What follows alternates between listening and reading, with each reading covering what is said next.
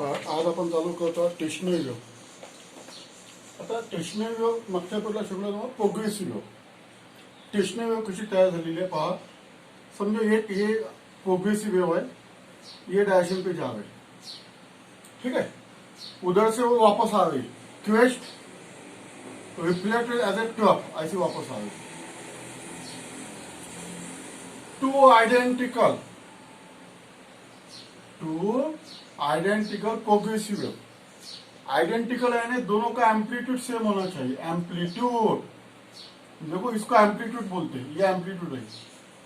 दोनों का amplitude same होना चाहिए, दोनों का पीरियड सेम होना चाहिए, दोनों की फ्रीक्वेंसी सेम होना चाहिए, वेवलेंथ भी सेम होना चाहिए. वेवलेंथ देखो, आज के पीरियड में तुमको मैं कंसेप्ट ऑफ स्टेशनरी वेव पढ़ाने वाला हूं. स्टेशनरी वेव क्या है, उसके प्रॉपर्टीज क्या है. देखो, to identical progressive wave.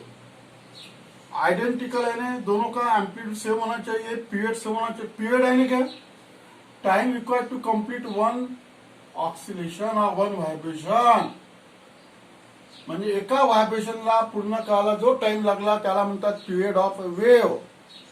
One व्हाइब्रेशन म्हणजे अगर पार्टिकल ऊपर वाइब्रेट होता है तो क्रिस्ट फॉर्म हो जाती है, अगर नीचे वाइब्रेट होता है तो ट्रफ फॉर्म, उसको ट्रांसवर्स वेव बोलते हैं. वन ट्रांसवर्स वेव है. एक ट्रांसवर्स वेव के लिए जो टाइम लगता है उसको पीरियड ऑफ वेव बोलते हैं. Distance between two successive crest is known as a wavelength, lambda. देखो, दो आइडेंटिकल प्रोग्रेसिव वेव होना चाहिए, travelling in opposite direction. Opposite direction along same path. Along same path यानी एक वेव ऐसी गई, एक वेव ऐसी आ गई. एक वेव अशी गेलेली आहे, एक वेव अशी गेलेली आहे, अशा दोन वेव इंटरफेअर झालेले आहेत according to principle of superposition. ठीक है. तो this is known as a stationary wave. Resultant wave is known as a stationary wave और स्टैंडिंग वेव, इसको स्टैंडिंग वेव भी बोलते हैं. समझ में है ना. यानी लूप. आपण बऱ्याच वेळा पाहतो, एक धागा घ्या, स्ट्रिंग घे आणि तो असा रिजिड सपोर्टला बांधला, समजा एक ग्रिलला बांधला मी आणि त्याला असं व्हायब्रेट केलं तर त्या धाग्यामध्ये अशा लूप्स तयार होतात, त्याला स्टेशनरी वेव म्हणतात. ही स्टेशनरी वेव आहे. समजलं ना. It is known as a stationary wave. Two identical.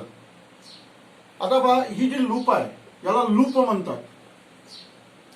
असे पॉइंट्स तयार झालेले इथे, जिथून ते रिफ्लेक्ट झालेली आहे. समजलं ना. पुन्हा एकदा सांगतो, two identical progressive wave.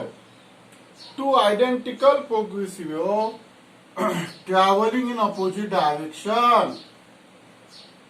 Travelling in opposite direction along same path. They interfere to each other. एक वेव अशी आलेली आहे, एक वेव अशी आलेली आहे, एक मध्ये इंटरफेअर झालेले आहे आणि त्यापासून स्टेशनरी वेव तयार झालेली आहे. याला लूप म्हणतात. अशा लूप तयार होतात धाग्यामध्ये. मग याला स्टँडिंग किंवा स्टेशनरी वेव का म्हणतात. स्टेशनरी ही जी वेव आहे पुढे सरकत नाही, मागे सरकत नाही. क्योंकि देखो, जाने का स्पीड प्लस वी रहता, आने का स्पीड माइनस वी रहता. रिजल्टेंट स्पीड कितना बनता है, 0. तो this wave cannot be move in a backward direction और forward direction. Therefore this wave is known as a stationary wave. हे जे पॉइंट्स आहे, हे पॉइंट, या पॉइंटला नोड म्हणतात. नोड. नोड हे नोड तयार झालेले आहे. हे नोड, इथे नोड तयार होते. हा जो विद्युत सपोर्ट आहे इथे नोड तयार झालेला आहे. इथे नोड, एन म्हणजे नोड, आणि इथं anti node, A for anti node. लक्षात ठेवा, A for anti node, N for node. जिथं डिस्प्लेसमेंट 0 आहे इथला पार्टिकल व्हायब्रेट होणार नाही. याचा अँप्लिट्यूड 0, याला नोड म्हणतात. इथला पार्टिकल मॅक्झिमम डिस्प्लेसमेंट करतो. This is the point at which the particle vibrated maximum amplitude or maximum displacement is called as antinode. है एंटीनोड. अगर एक लूप फॉर्म हो जाती है ऐसी, तो बीच में एंटीनोड फॉर्म हो जाता और बाजू में नोड फॉर्म हो जाता. ऐसे नोड एंटीनोड फॉर्म हो जाते. इसको स्टेशनरी वेव बोलते. यानी two identical progressive wave, definition learn होना चाहिए। Two identical progressive wave travelling in opposite direction. लिख लो तू डिफिनेशन, क्या है डिफिनेशन इसकी? टू आयडेंटिकल, लिखो डिफिनेशन। व्हेन, मी डिटेक्ट करतो डिफिनेशन, तुम्ही लिहायचे आहे, तुम्हाला लिहा।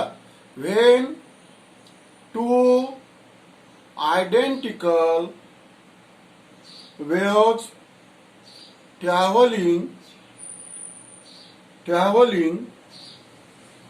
through medium along same path in opposite direction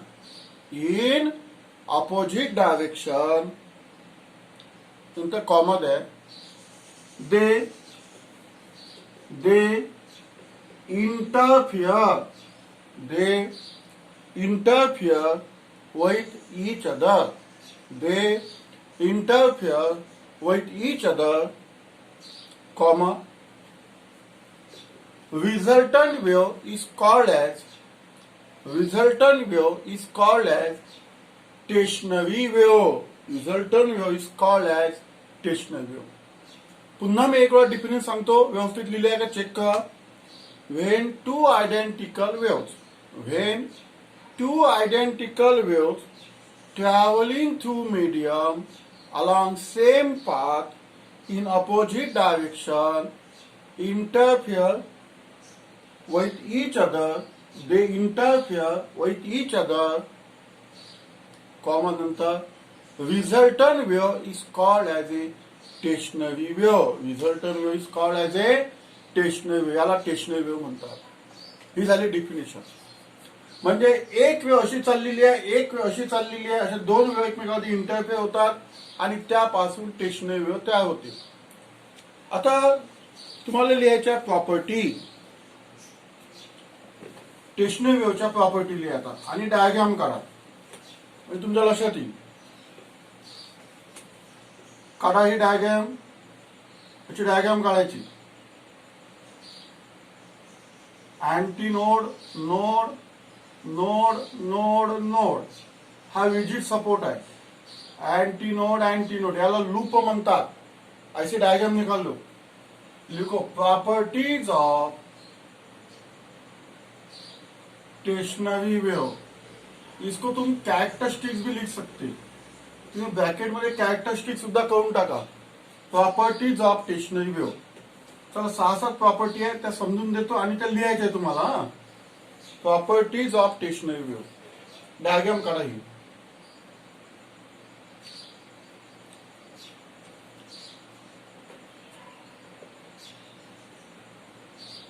पहली प्रॉपर्टी जो है, फर्स्ट प्रॉपर्टी वो जो है वो देखो, ये जो स्टेशनरी वेव है ये दो टाइप की है, ट्रांसवर्स स्टेशनरी वेव और लॉन्जिट्यूडनल। देखो समझून घ्या पहिले, ट्रांसवर्स स्टेशनरी वेव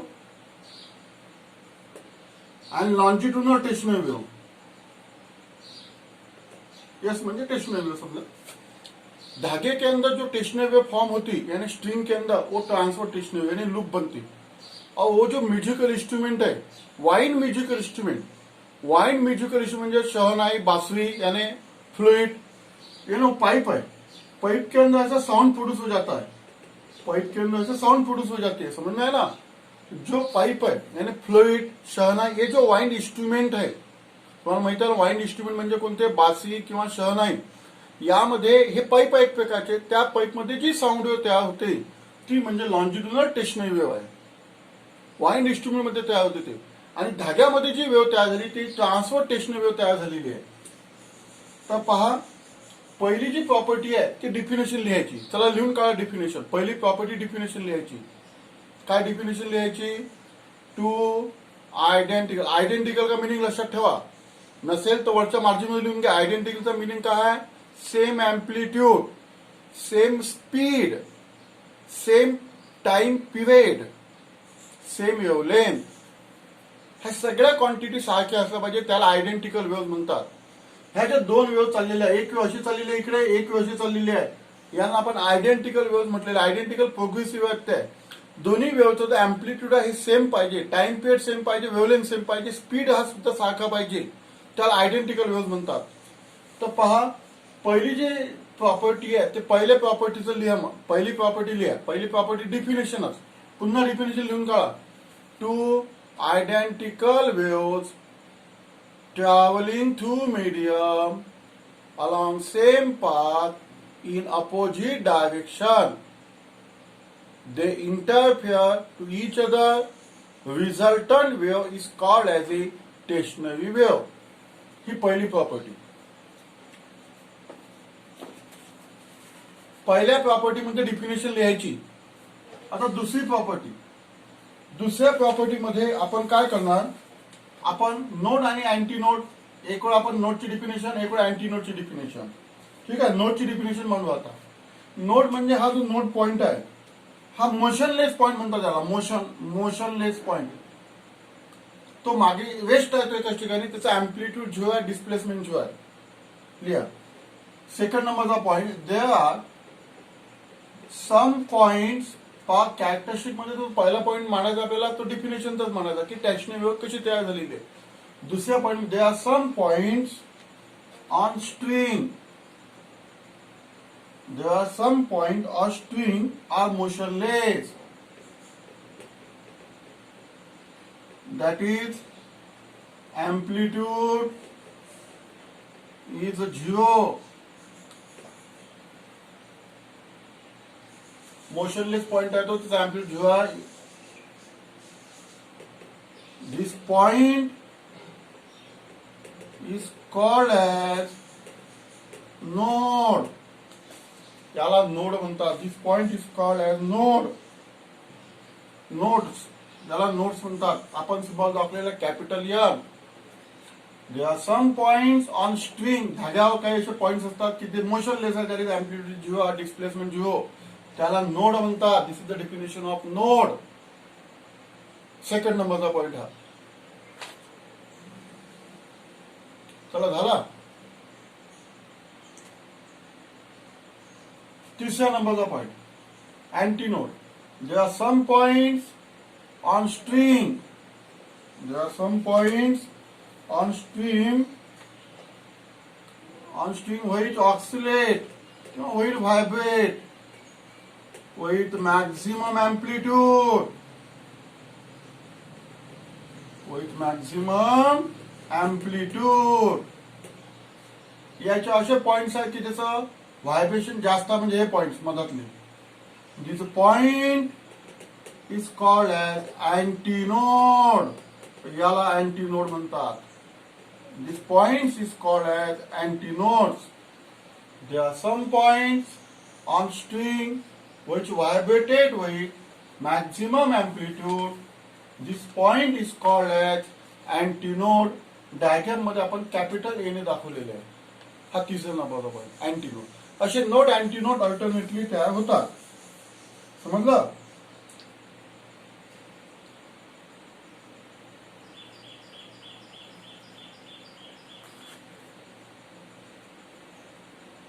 आणि याचं ते अँप्लिट्यूड आहे. नोड आणि अँटीनोड मध्ये याचं अँप्लिट्यूड व्हॅरी झालं. इथे अँप्लिट्यूड 0 आहे, मग अँप्लिट्यूड वाढलं, मग कमी झालं, असं वाढत गेलं इथपर्यंत. पुन्हा मग कमी किती झालं, म्हणजे amplitude is vary between node and antinode. चला चौथ्या नंबरचा पॉइंट. चला चौथ्या नंबरचा पॉइंट लिहा. चौथ्या नंबरचा point, points between. Point between, आता तो सांगितलेला तोच, node and antinode.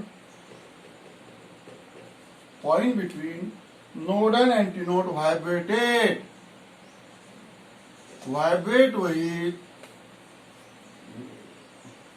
with values of amplitude किंवा व्हेरिएबल अँप्लिट्यूड म्हणा. Amplitude, values of amplitude between 0 and A.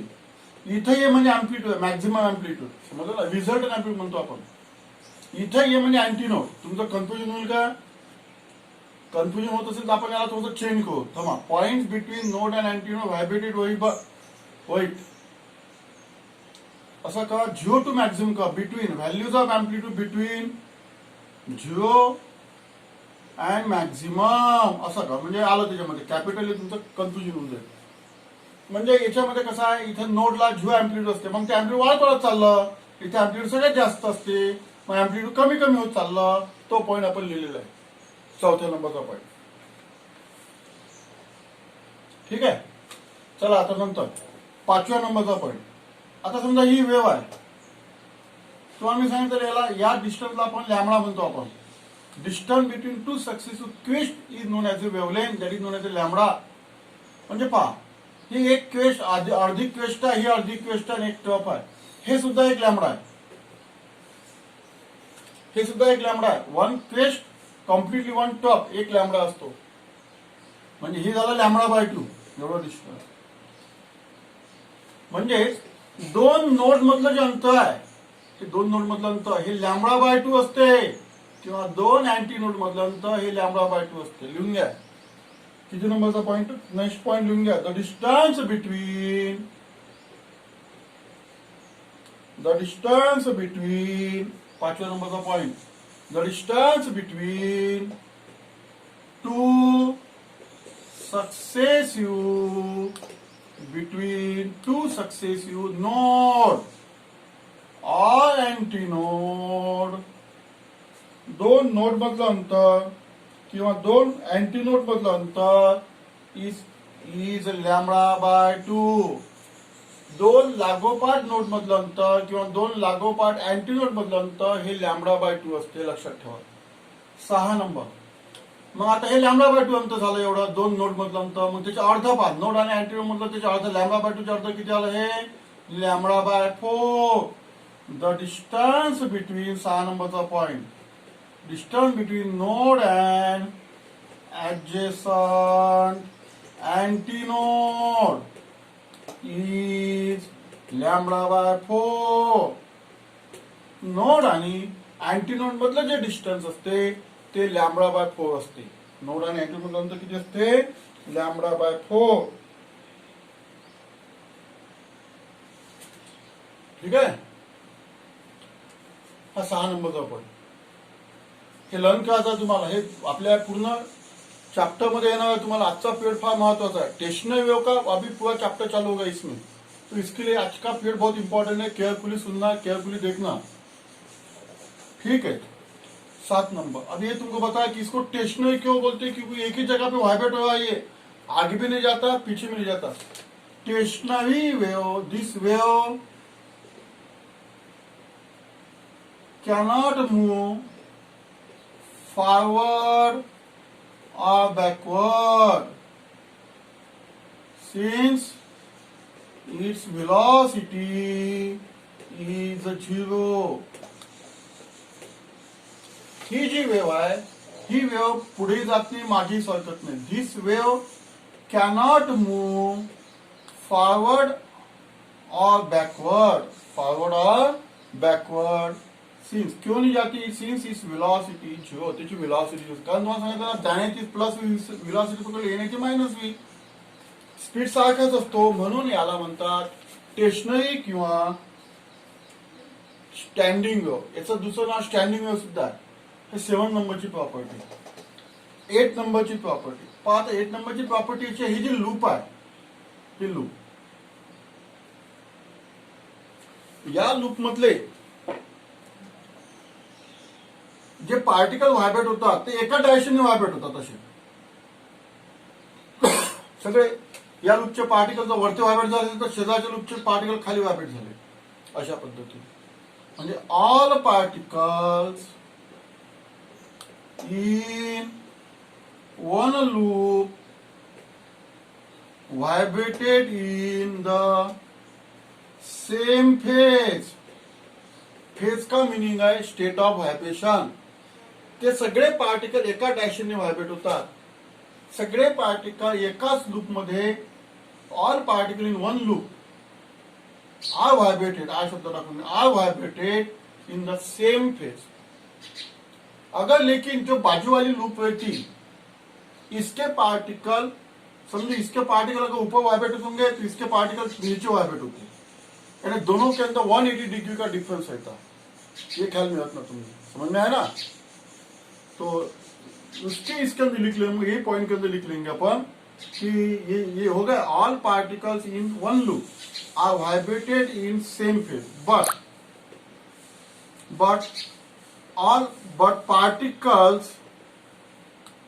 particles in the neighboring loop